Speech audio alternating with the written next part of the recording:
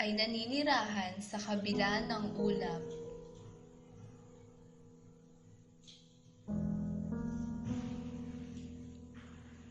Isang araw, ang kaisa-isang anak na babae ng dato ay nagkasakit. Agad na pinapunta ng dato ang manggagamot sa kanilang bahay.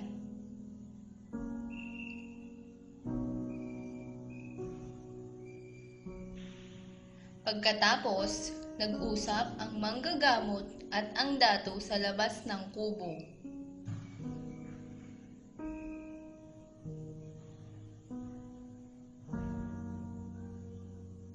Nagpatawag ng pulong ang dato sa kanyang nasasakupan at kinakailangan nito ang tulong ng mga kalalakihan para sundin ang tagubilin ng manggagamot upang magbalik ang dating lakas ng kanyang anak.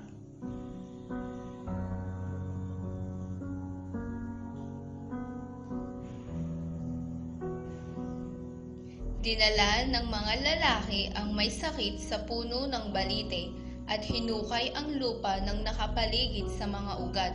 Ang tanging makagagaling sa kanya ay ang mga ugat ng malaking puno ng balite.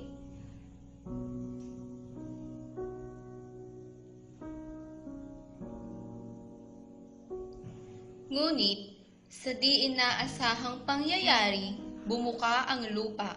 Ang babae tuluyang nahulog sa hukay ng lupa. Sa ilalim ng lupa ay may malaking daluyan ng tubig. Gumulong ang may sakit bago tuluyang bumagsak.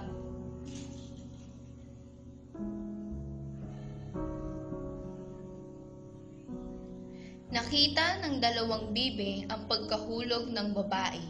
Nagmadali sa paglangoy ang bibe at mabilis na bumagsak sa likod ang katawan ng babae.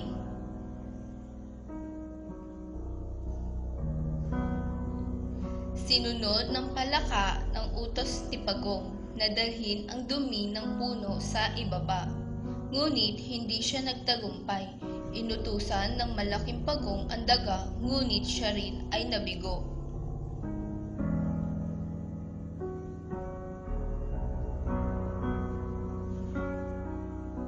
Ang lahat ng hayop ay nagsigawan at naghalakhakan maliban sa malaking pagong. Huminga ng malalim ang matandang palaka at nanaog. Sa kanyang bibig nagdala siya ng ilang butil ng buhangin na kanyang isinaboy sa paligid ng malaking pagong.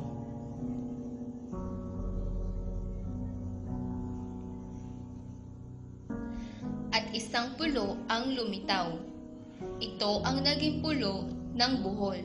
Dito nanirahan ang babae.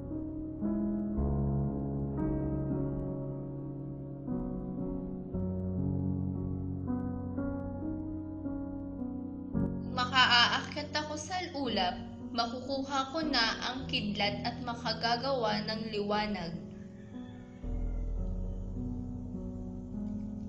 Isang araw, hindi pa gaanong dumidilim, uminog na ang ulap at tinangay ang pagong ng papaitaas.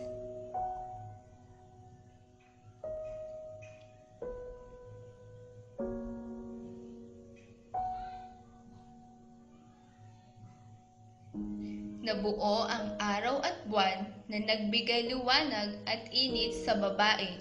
Nanirahan ang babae sa piling ng matandang lalaki. Sila'y nagkaanak ng kambal, si Mabuti at si Masama.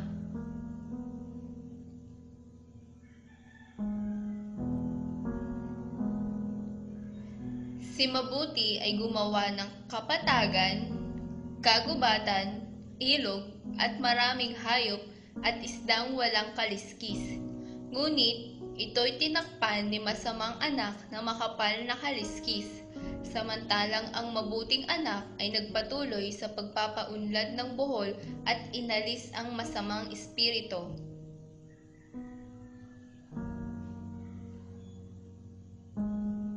Ang buholano ay hinulma sa pamamagitan ng dalawang lupa at kanya itong diruraan. Ito'y naging lalaki at babae. Hindi nagtagal, ikinasal ang dalawa at nagsama. Ibinigay ni mabuting anak ang iba't ibang buto sa mag-asawa upang maging sariwa at gawing magandang tirahan ang lugar na iyon.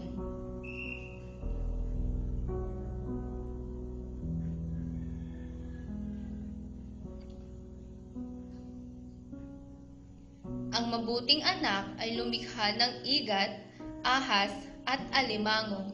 Sila'y humayo sa iba't ibang lugar. Hindi nagtagal, ang alimango ay sinipit ang igat kung kaya't ang dalawa ay nagkislutan.